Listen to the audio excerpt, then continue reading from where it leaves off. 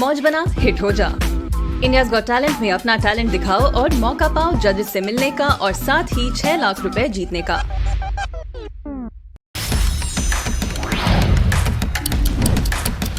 नमस्कार, one India Hindi में आपका स्वागत है। मैं हूं राहुल पांडे। सपा सुप्रीमो अखिलेश यादव ने चुनाव में धांधली करने का आरोप लगाया है। उत्तर प्रदेश के वाराणसी में गाड़ियों से ईवीएम की मूवमेंट की जानकारी सामने आई थी। सपा के राष्ट्रीय अध्यक्ष अखिलेश यादव ने इस मुद्दे को उठाते हुए बीजेपी को घेरा है। इस बीच चुनाव आयोग ने इस मसले पर सफाई दी है। अब चुनाव आयोग का कहना है कि ये मशीनें ट्रेनिंग के लिए ले जाई जा रही थीं। चुनाव आयोग ने बयान जारी करके कहा कि वाराणसी में गाड़ी से बरामद की गई ईवीएम मशीनें अधिकारियों के लिए मतगणना की ट्रेनिंग के मकसद से लाई गई थीं। चुनाव आयोग ने कहा है कि इन मशीनों का मतदान में इस्तेमाल नहीं किया गया। आयोग ने पत्र जारी कर स्पष्टीकरण दिया है।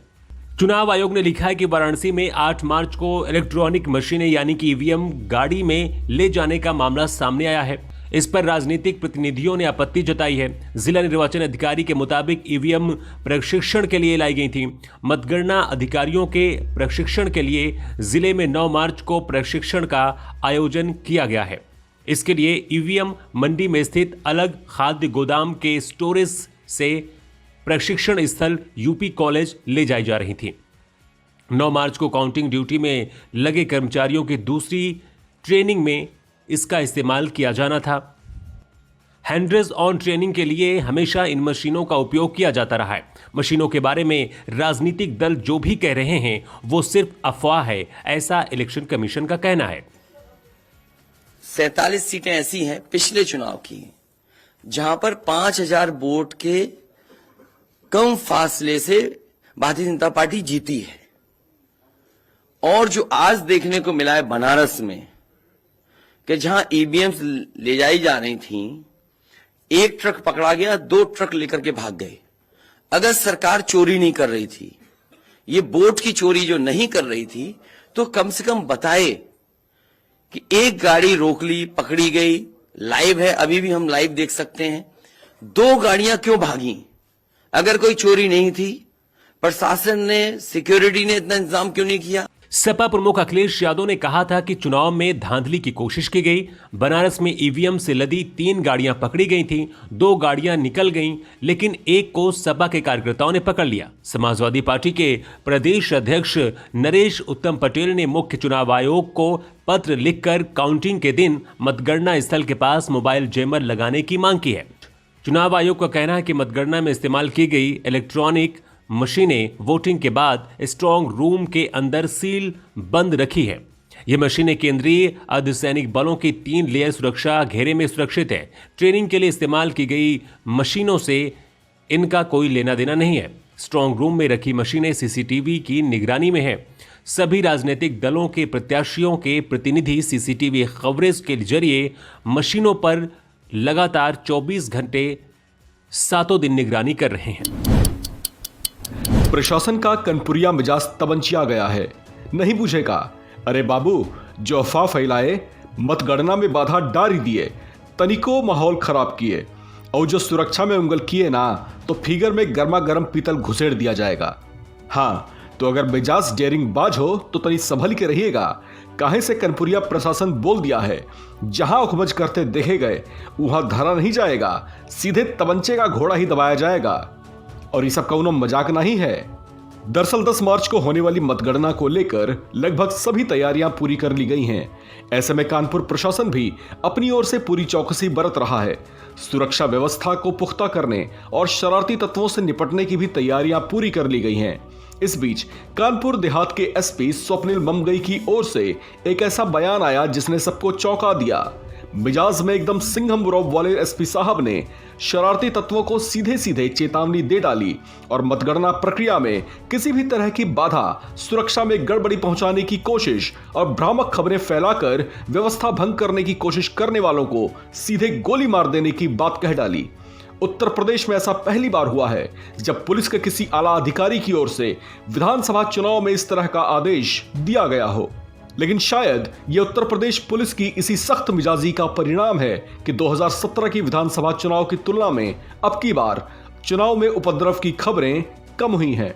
अगर आंकड़ों को देखा जाए तो 2017 के विधानसभा चुनाव के दौरान 97 छोटी बड़ी हिंसक घटनाएं हुई थीं, जबकि उत्तर प्रदेश में इस बार चुनाव की हिंसा में महज 33 ही छोटी मोटी घटनाएं हुई हैं।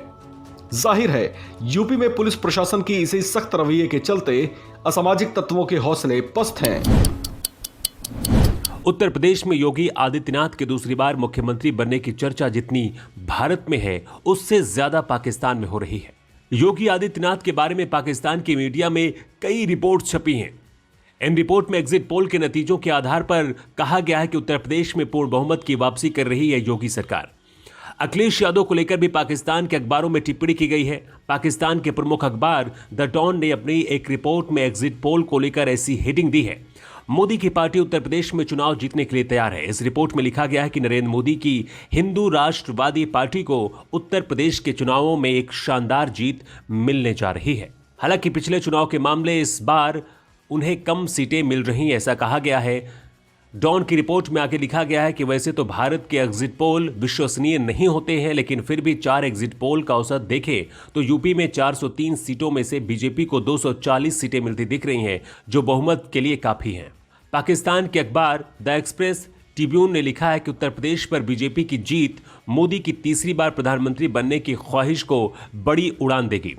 इससे मोदी की देश के सबसे लोकप्रिय नेता की इमेज भी काफी मजबूत होगी। एग्जिट पोल के अनुमानों पर एक्सप्रेस ट्रिब्यून ने लिखा है कि नरेंद्र मोदी की हिंदू राष्ट्रवादी भारतीय जनता पार्टी और उनके सहयोगियों को 403 में से 211 से 277 सीटें मिलने की उम्मीद है। ये पूर्ण बहुमत है। पाकिस्तानी अखबार डेली टाइम्स ने भी लिखा है कि पिछली बार 2017 के विधानसभा चुनाव में बीजेपी ने 312 सीटें हासिल की थी, लेकिन इस बार के एग्जिट पोल के नतीजे बता रहे हैं कि बीजेपी को इस चुनाव में बहुमत तो मिलेगा, लेकिन पिछली बार जितनी सीटें नहीं मिलेंगी। वहीं डॉन की रिपोर्ट में समाजवादी पार्टी के प्रमुख अखिलेश यादव का भी जिक्र किया गया है। रिपोर्ट में लिखा गया है कि अखिलेश यादव ने चुनावों में रोजगार और बढ़ती महंगाई का मुद्दा उठाकर चुनाव जीतने की कोशिश की, मगर एग्जिट पोल के अनुमानों में बताया गया है कि अखिलेश यादव की पार्टी 150 सीटों पर ही सिमट जाएगी। इस रिपोर्ट में प्रधानमंत्री नरेंद्र मोदी का भी जिक्र किया गया है। रिपोर्ट में कहा गया है कि यूपी चुनाव के नतीजे ही तय करेंगे कि प्रधानमंत्री नरेंद्र मोदी तीसरी बार प्रधानमंत्री बनेंगे या फिर नहीं। रूस और यूक्रेन के बीच बुधवार को 14वें दिन का युद्ध जारी है। रूस ने यूक्रेन में मानवीय संघर्ष विराम की घोषणा की है। संघर्ष विराम के दौरान युद्धग्रस्त इलाकों में फंसे लोगों को निकाला जा रहा है। ये घोषणा ऐसे समय में हुई है जब देश में बड़ी संख्या में लोग तमाम मुश्किलों का सामना कर सुरक्षा की तलाश में इधर उधर भटक रहे हैं। इसी बीच अमेरिका के राष्ट्रपति जो बाइडेन ने यूक्रेन पर रूस के हमले के जवाब में उसकी अर्थव्यवस्था को और कमजोर करने के इरादे से बड़ी घोषणा की है। अमेरिका ये कदम रूसी अर्थव्यवस्था को गहरी चोट पहुंचाने के लिए कर रहा है। पहले से रूस पर कई तरह के बैन लगा चुके यूएस ने अब रूस के तेल के आयात पर पाबंदी लगाई है। अपने बयान में बाइडेन ने कहा कि हम रूस के गैस, तेल और ऊर्जा के सभी आयातों पर प्रतिबंध लगा रहे हैं। जो बाइडेन ने कहा कि हम इस प्रतिबंध के साथ आगे बढ़ रहे हैं, ये समझते हुए कि हमारे कई यूरोपीय सहयोगी और भागीदार हमारे साथ शामिल होने की स्थिति में नहीं हो सकते हैं। इसके साथ ही राष्ट्रपति ने जानकारी दी कि अमेरिका यूक्रेन को $1 अरब की सैन्य सहायता भेज चुका है। इस खबर के साथ ही कच्चे तेल की कीमतों में तेज उछाल देखने को मिल रहा है। मई कॉन्ट्रैक्ट के लिए ब्रेंट क्रूड $132 प्रति बैरल के पार पहुंच गया है। अमेरिका द्वारा रूस के तेल आयात पर रोक लगाने से कच्चे तेल के दाम में बेतहाशा बढ़ोतरी हो सकती है। रूस के उप प्रधानमंत्री ने धमकी दी है कि कच्चा तेल $300 बैरल के पार कर सकता है।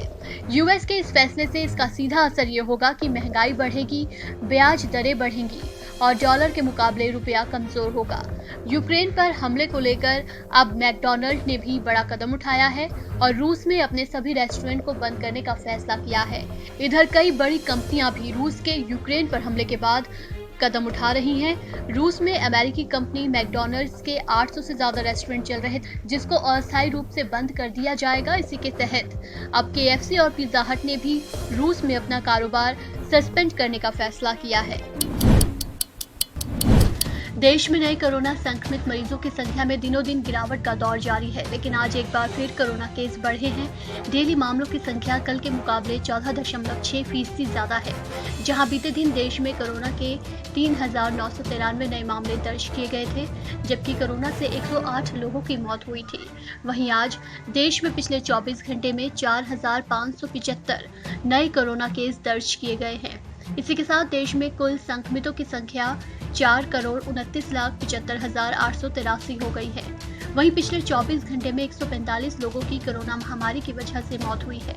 मौत के नए आंकड़ों के साथ ही देश में संक्रमण से मरने वालों का आंकड़ा अब 5,15,355 पर पहुंच गया है। 663 दिनों में मंगलवार को ऐसा पहली बार हुआ था जब कोविड के मामलों में सबसे कम मामले दर्ज किए गए थे। पिछली बार भारत में कोरोना के नए मामले 4,000 से नीचे 15 मई 2020 को दर्ज किए गए थे। वहीं आपको बता दें कि देश में फिलहाल रिकवरी रेट बढ़कर 98.69% है। डेली पॉजिटिविटी रेट 0.63% है। इस दौरान कोरोना के 7,416 मरीज ठीक भी हुए हैं, जिसके साथ ही कोरोना से ठीक होने वाले मरीजों की संख्या बढ़कर 4,24,13,566 हो गई है। ये जानकारी स्वास्थ्य मंत्रालय की तरफ से बुधवार सुबह जारी किए गए आंकड़ों के मुताबिक है। देश में एक्टिव केस 50,000 से नीचे हैं। अब एक्टिव केस 46,962 हैं। इन आंकड़ों को देखने के बाद कहा जा रहा है कि ओमिक्रॉन वेरिएंट के कारण आई तीसरी लहर के बाद देश में हालात काफी सुधर रहे हैं। कोरोना वायरस संक्रमण पर लगाम कसने के लिए सरकार वैक्सीनेशन पर काफी जोर दे रही है। स्वास्थ्य मंत्रालय के मुताबिक बीते दिन 18,69,103 खुराकें लोगों को लगाई गई और अब तक वैक्सीन की कुल 179,33,99,555 करोड़ डोज लोगों को दी जा चुकी है। कोरोना टेस्ट की बात करें तो पिछले 24 घंटे में देश भर में 8,97,904 टेस्ट किए गए हैं और अब तक देश में लगभग 77,52,00,000 कोरोना टेस्ट किए जा चुके हैं। अगर राज्यों के आंकड़ों पर नजर डालें तो मंगलवार के आंकड़ों के मुताबिक केरल में 1,791 लोगों को कोरोना संक्रमित पाया गया है और 111 मरीजों की मौत हुई है। नए मामलों की बात करें तो महाराष्ट्र में बीते दिन 460 लोगों को कोरोना संक्रमित पाया गया है और 5 मरीजों की मौत हुई है। कर्नाटक में 197 मामले सामने आए हैं और 8 लोगों की मौत हुई है। वहीं तमिलनाडु में 151 लोगों में कोरोना संक्रमण की पुष्टि हुई है और 2 मरीजों ने अपनी जान गंवाई है। दिल्ली में कोविड-19 के 177 नए मामले सामने आए हैं और संक्रमण से 2 मरीजों की मौत हुई है। वहीं संक्रमण दर दिल्ली में 0.51% है। इस खबर में फिलहाल इतना ही। तमाम अपडेट्स के लिए बने रहिए वन इंडिया के साथ।